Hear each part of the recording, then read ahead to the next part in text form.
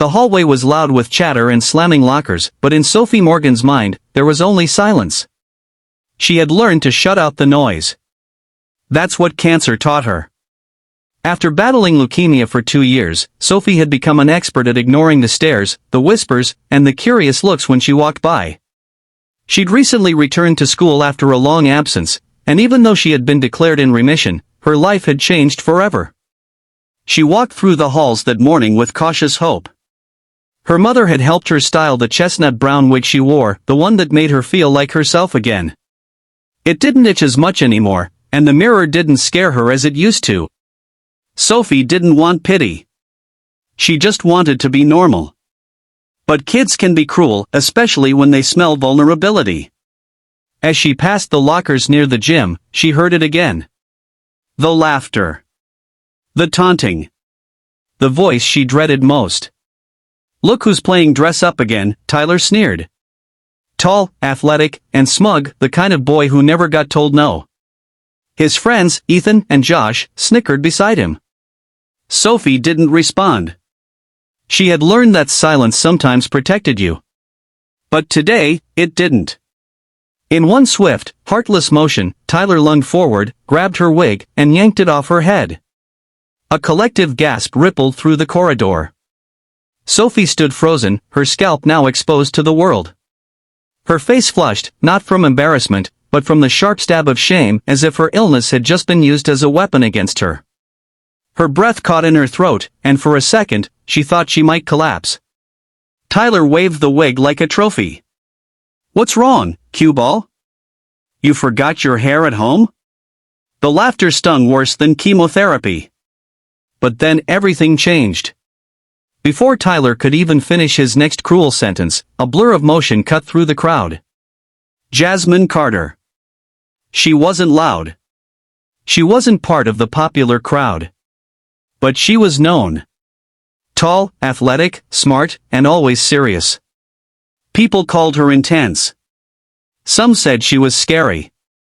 What most didn't know was that Jasmine had spent most of her life protecting people who couldn't protect themselves, starting with her little brother, who had autism, and her single mom who worked 2 jobs.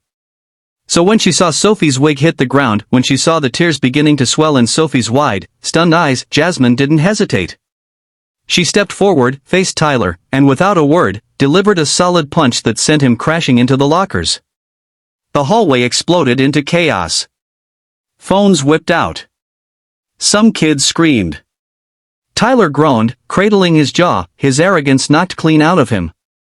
Jasmine stood over him, her chest rising and falling with fury. "You think it's funny to humiliate a girl who fought cancer," she shouted, her voice shaking with emotion. "You're not tough. You're pathetic." No one spoke.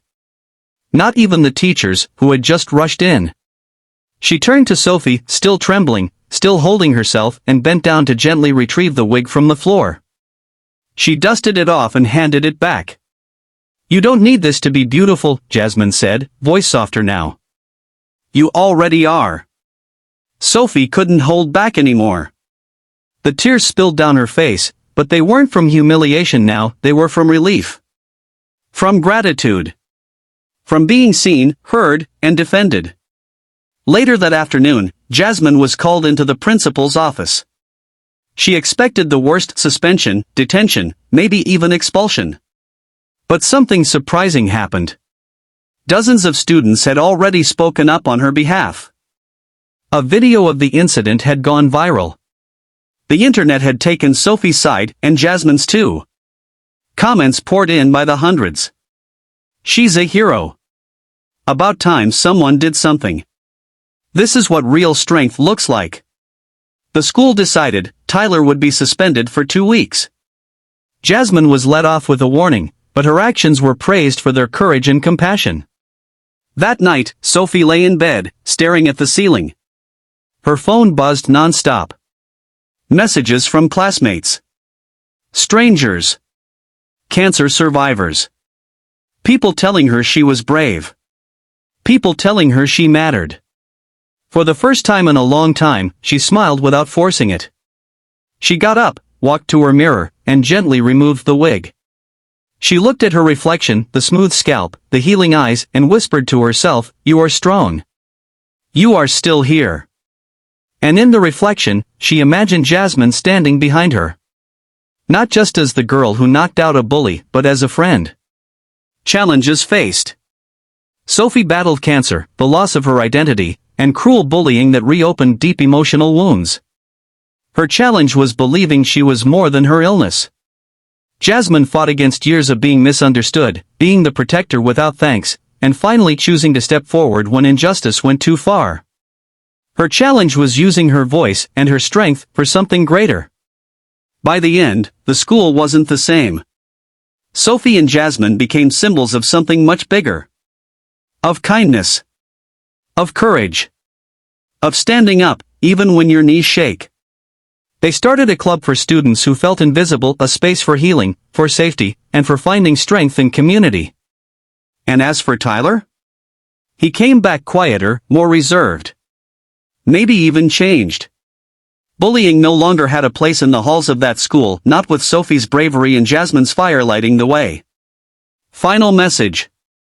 You never know how close someone is to breaking. One moment of cruelty can destroy a soul. But one act of courage, one person who chooses to stand up, can rebuild it. Be that person. Always.